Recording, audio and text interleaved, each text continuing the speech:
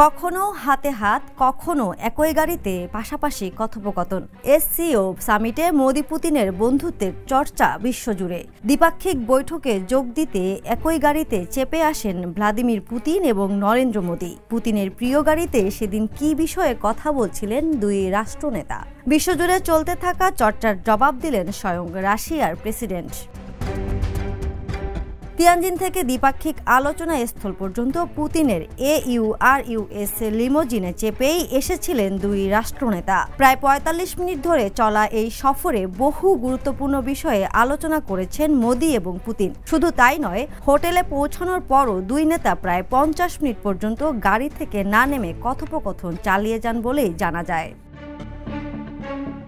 দুই নেতা প্রায় ১.৫ ঘন্টা ধরে গোপন আলোচনা করছেন। কি বিষয়ে এত দীর্ঘক্ষণ গোপনে আলোচনা করেছেন তারা? স্বভাবতই বিশ্বের রাজনৈতিক মহলের আলোচ্য বিষয় হয়ে দাঁড়ায় মোদি পুতিনের গোপন গাড়ি বৈঠক। সেই প্রশ্নেরই এবার উত্তর দিলেন পুতিন।